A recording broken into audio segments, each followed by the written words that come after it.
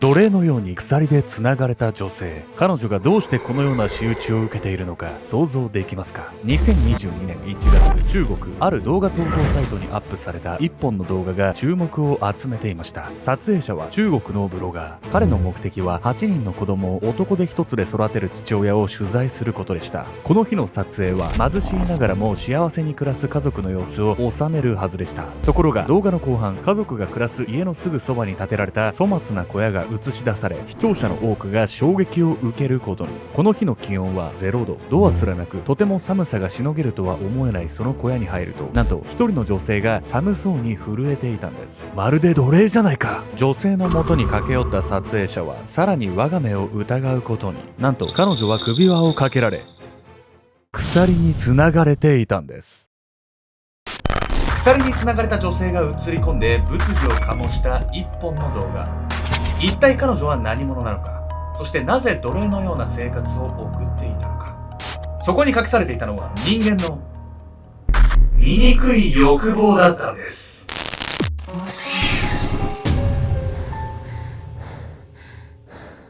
おさすけんちゃんです。やみやみこんです。やみおさんね、中国といえばですよ、はい。四川料理食べたいですね。食べたい。四川料理って他の中国の料理と比べて何が特徴か知ってます？マーとラまあ近いっちゃ近いんですけど要するに辛い料理がね多いんですよ、四川ー。料理。もう他より辛いのね。はい。なんでかしらね。知らねえよ俺万物を知ってるやつじゃねえからアカシックレコードじゃねえからでもあれじゃない、きっと予想だけど北の方だから寒いところなんじゃない？あ、そういうこと？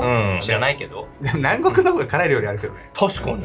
なんでかしら。で、知らねえよ知らねえから全部は。なんやこれ。本日ご紹介するのは中国の動画サイトで話題になった鎖につながれた女事件について。ちょっとタイトルが物騒すぎて、このご時世絶対やっちゃいけないことでしょ。何？女性が鎖に繋がれてたって、その女性は一体誰なの？まあほんとそこですよね。この女性はそもそも一体なんで鎖に繋がれていたのか、そしてこの女性の正体は一体誰なのか。これをね、知れば知るほど人間のね、心の汚さにね、たくさん触れることになるんで、皆さんもね、心してこの動画をご視聴いただければと思います。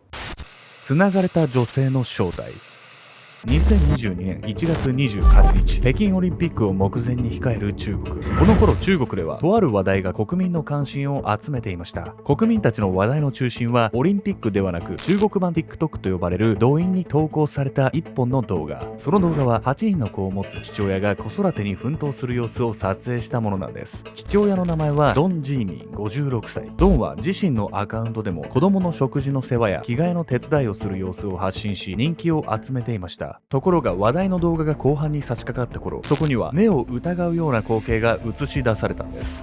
8人の子育てを男で一つって相当立派じゃない？ほんとそうですよね。本来ならね、立派なお父さんって言いたいところなんですけど、問題はね、この後だったんです。なんだこれは。一体彼女は誰なの？動画を見た人たちは驚きの声を上げました。それもそのはず、幸せな家庭を映していたはずのカメラが捉えたのは、家畜小屋の中で奴隷のように鎖で繋がれた一人の女性だったんです。しかも彼女はほとんどの歯を失っていました。さらに驚くことに、不自由そうに話す彼女の舌先は切断されていたんです。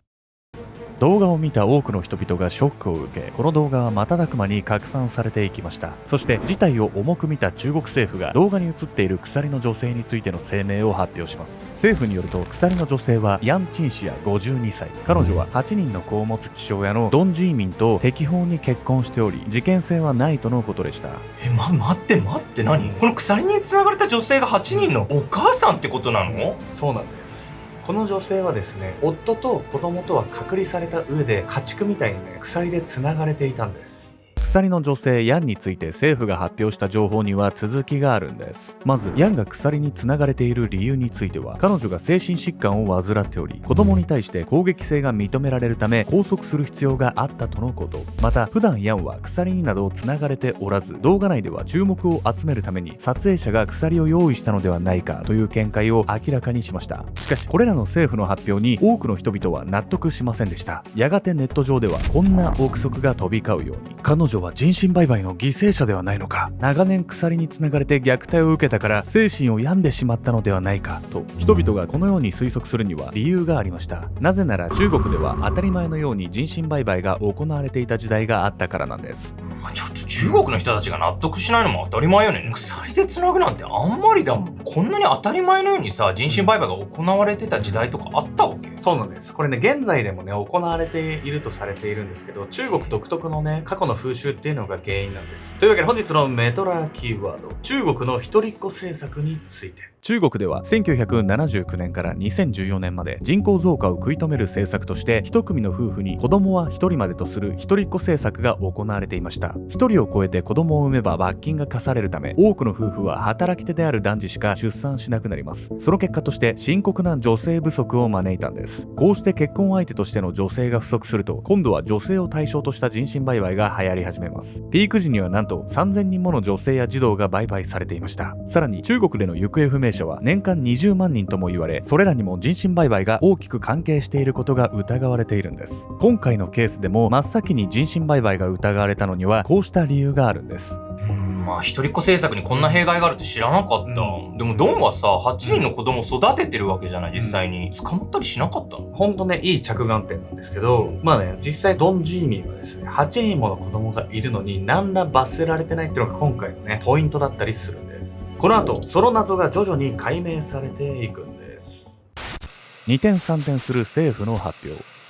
果たして鎖の女性は人身売買の被害者なのか。世論が湧き上がると政府は慌てて追加の調査を行いました。そして最初の発表からわずか2日後に新たな情報が公開されたんです。ところがその情報は2人は適法に結婚したという1回目の政府発表を覆す内容だったんです。発表によれば鎖の女性ヤンは1998年に物乞いとして徘徊していたところを夫であるドンの父親に拾われたとあります。さらにその頃ヤンがすでに精神疾患を患っていたことにも触れられました。しかしドンとヤンの結婚届が出された際、市の職員が十分にヤンの身元を調査しなかったことも明かされます。そしてこのことがきっかけとなり、またも世論が荒れることになるんです。ちょっとだいぶ最初の発表と違うんじゃないこれって。だって結婚するときって戸籍とか細かく調べるんじゃないの？まあそうですね。さらにね、中国っていうのは戸籍の管理に関しては本当に厳重な国なんで、この発表はね、到底国民を納得させれるものではなかったんです。ヤンの素性が明らかにならないまま受理された結婚届。さらに中国では精神疾患の者は結婚できないとされていることもあって、政府の発表に疑惑が深まります。こうしてまたしてもネット上では様々な議論が飛び交う事態となったんです。すると政府は立て続けに3回目の調査報告書を上げるのですが、それはこれまでの発表を覆す驚愕の内容となりました。報告書によれば鎖の女性の本当の名は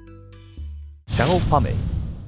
シャオは1996年に雲南省で行方不明になったとされる女性で、中国の少数部族であるリス族出身とのこと。そう、先に発表されていたヤン・シンチアとは全くの別人だったんです。しかしこの報告にもすぐに重大な欠点が見つかってしまうんです。そしてついに疑問を抱く民間人によって調査が行われるんです。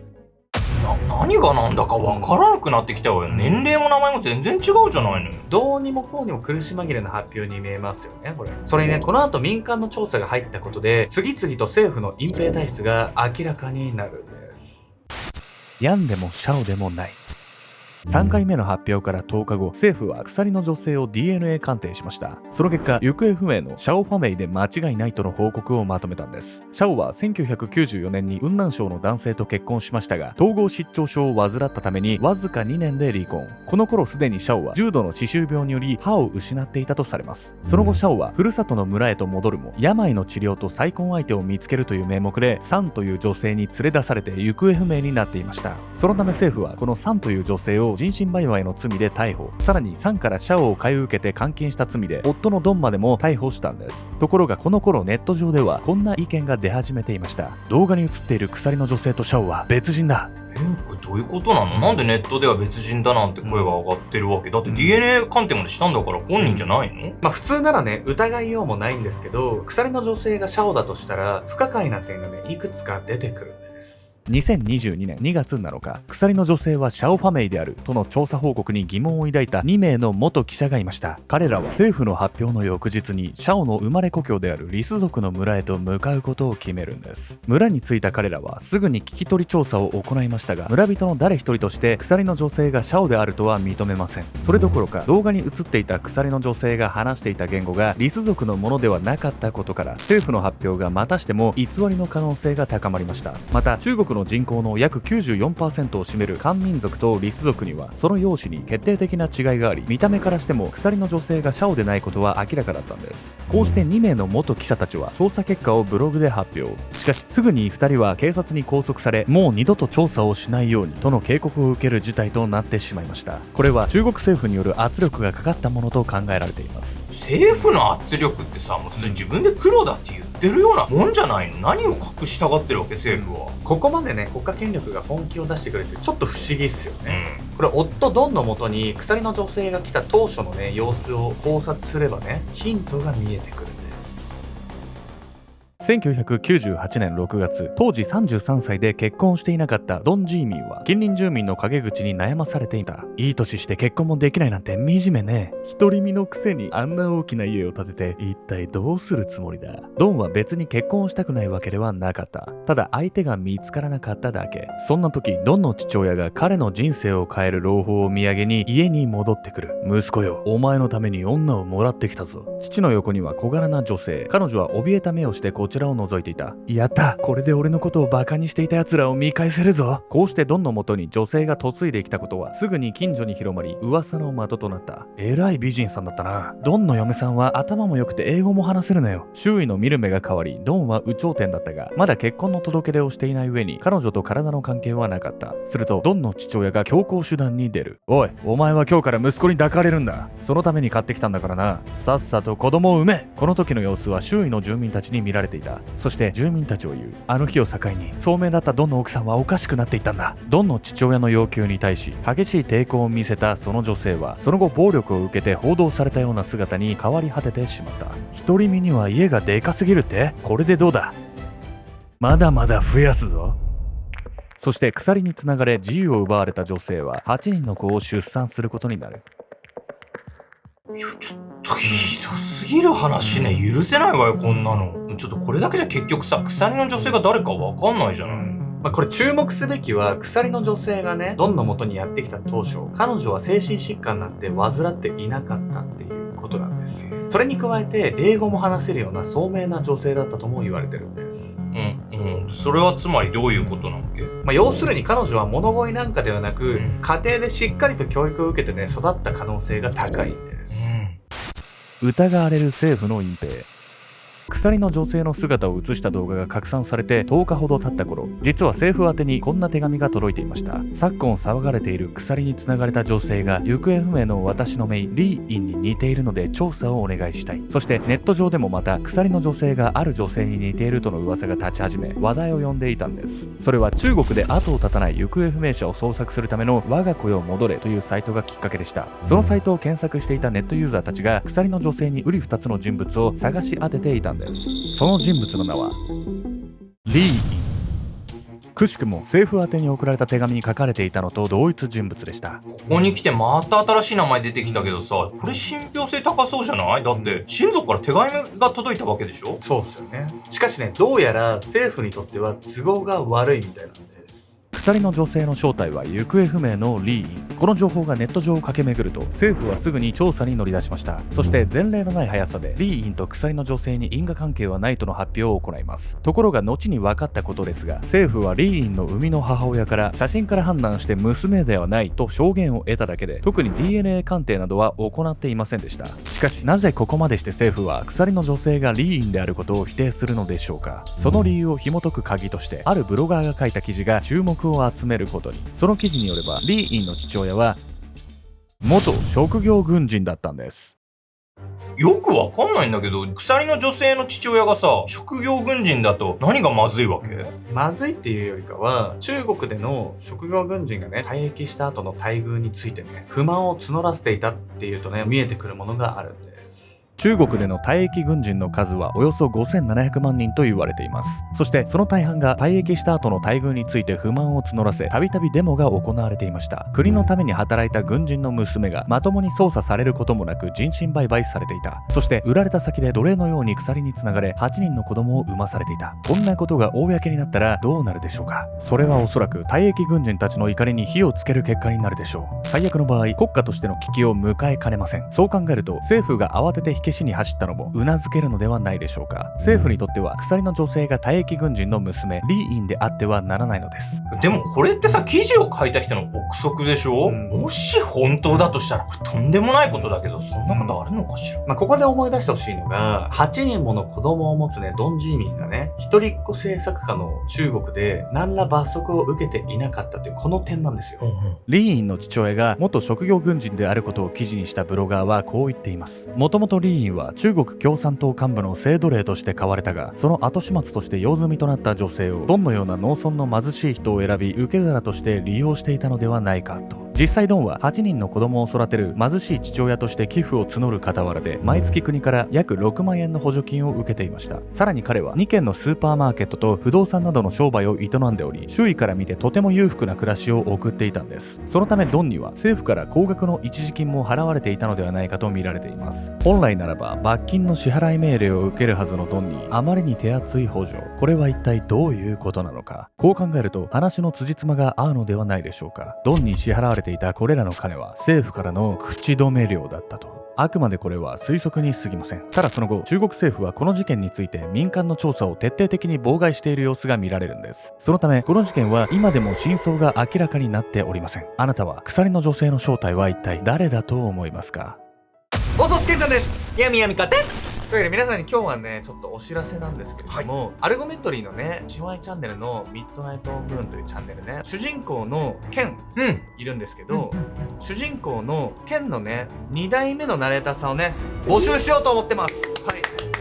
というわけでね、初代のね、方もね、すごくね、ここまでね、頑張ってきていただいてたんですけれども、ちょっと残念ながら、ちょっと体調の件がありまして、継続するのがね、難しいっていうのが、いろいろ話し合った結果ね、そういう結論になりましたと。なので、もちろんそれはそれでね、すごい素敵な声ですし、皆さんもね、愛してくださっていたとは思うんですけれども、ちょっとね、心機一転ですね、2代目のね、素晴らしいナレーターさんもね、きっとね、この動画を見ているそこのあなたかもしれないのでね、せっかくここまでね、大きくなったね、ミッドナイトムーンをさらに盛り上げてくれる方、お力添えいただける県のナレーターをね、担当していただける方、ぜひね、大募集でございます。なので、ご興味ある方はね、概要欄または固定コメントの応募フォームからね、ぜひ、どしどしご応募いただければと思います。というわけでね、引き続きアルゴメトリー、そしてミッドナイトムーンをよろしくお願いします。